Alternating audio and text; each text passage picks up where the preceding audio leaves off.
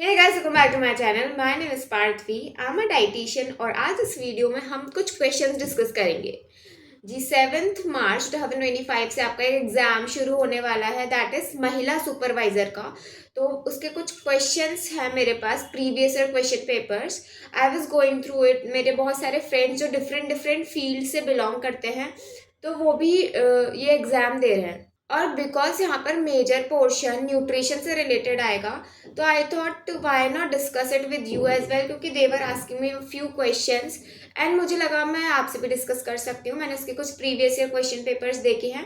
2017 का एक पेपर था मेरे पास, तो उसके कुछ क्वेश्चंस जो न्यूट्रिशन से रिलेटेड है वो आज हम इस वीडियो में डिस्कस करेंगे।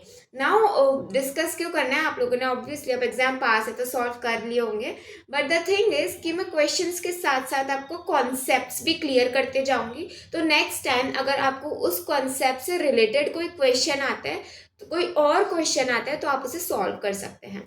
सो लेट्स स्टार्ट द वीडियो।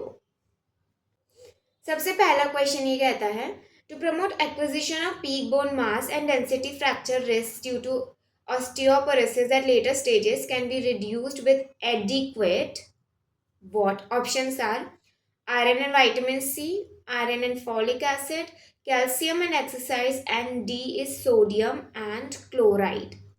तो क्वेश्चन बेसिकली ये कह रहा है कि अगर हमें पीक बोन मास अचीव करना है, मतलब हमारी जो बोन मास है ना उसका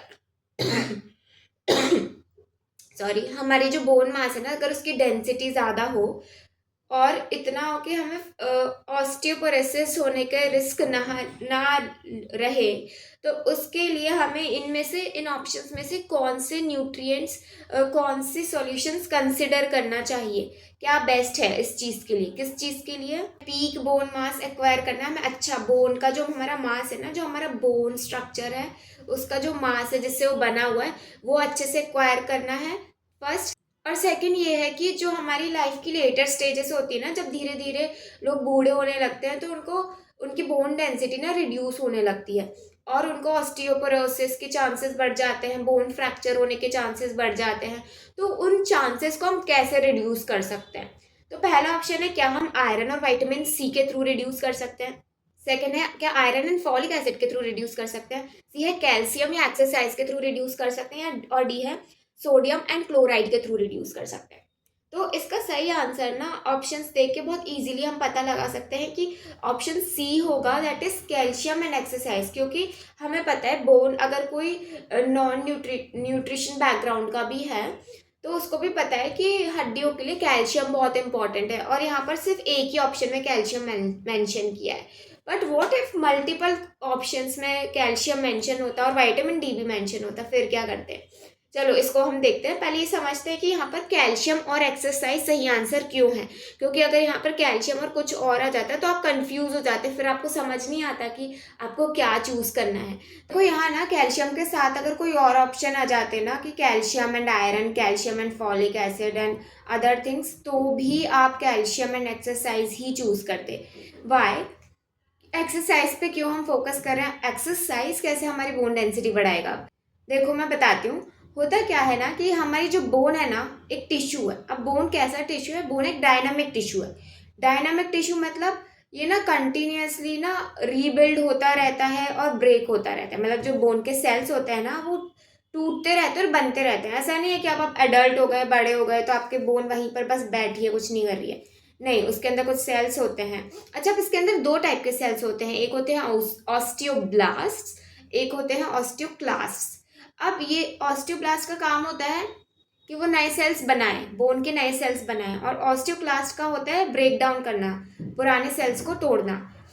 अब होता क्या है, जब हम एक्सरसाइज करते हैं ना, फॉर एग्जाम्पल मेरे को अपनी बोन पे स्ट्रेस देना है ना, जैसे मैं कोई रेजिस्टेंस एक्सरसाइज कर रही हूँ, अभी तो मेरे पास कुछ भारी नहीं है, बट मैंने इमेजिन कुछ डंबल उठा रखा है, तो मेरे ना यहाँ पे बोन पे स्ट्रेस आएगा। जब मेरे बोन पे स्ट्रेस आता है ना, तो जो ऑस्टियोब्लास्ट और ऑस्टियोक्लास्ट होते हैं वो एक्टिव हो जाते हैं। एक्टिव हो जाते हैं मतलब वो जल्दी जल्दी न्यू बोन, पुराने बोन सेल्स को तोड़ते हैं और न्यू बोन सेल्स बनाते हैं।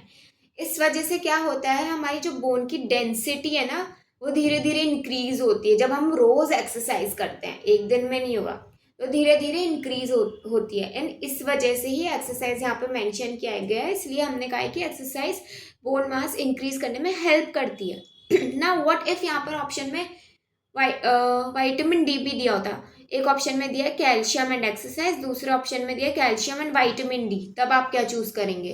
क्योंकि वाइटामिन डी तो इंपॉर्टेंट है, वाइटामिन डी के बिना कैल्शियम एब्जॉर्ब नहीं होगा, कैल्शियम एब्जॉर्ब नहीं होगा तो बोन डेंसिटी बढ़ेगी नहीं। देखो ऐसा है, लेकिन फिर भी आपका सही आंसर कैल्शियम और एक्सरसाइज ही होगा। क्यों? अब देखो, क्योंकि ना वाइटामिन डी का हमें पता है रोल है ब्रॉडर टर्म में, लेकिन क्वेश्चन में स्पेसिफिक क्या पूछा है, हमें हमेशा स्पेसिफिक आंसर ढूंढना है, क्वेश्चन स्पेसिफिक आंसर ढूंढना है।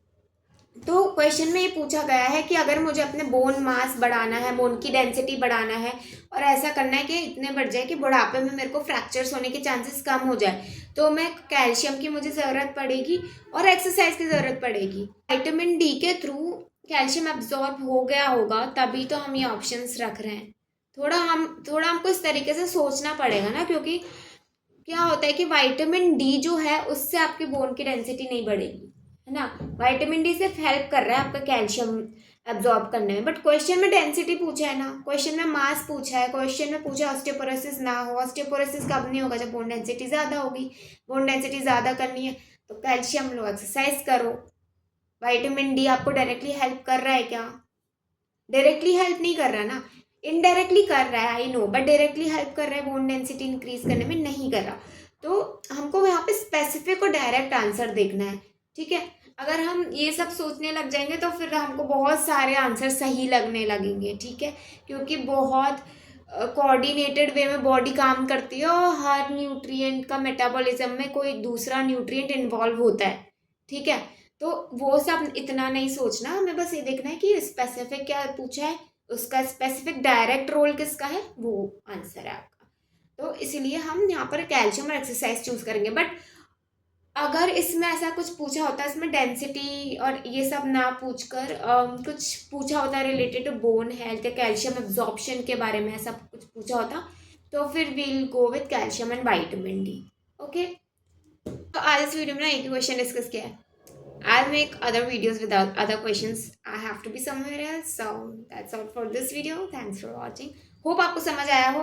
If आपको ये concept वाला thing जो मैंने start किया वो अच्छा लगा हो, so please let me know in the comments below. Okay, bye. Enjoy.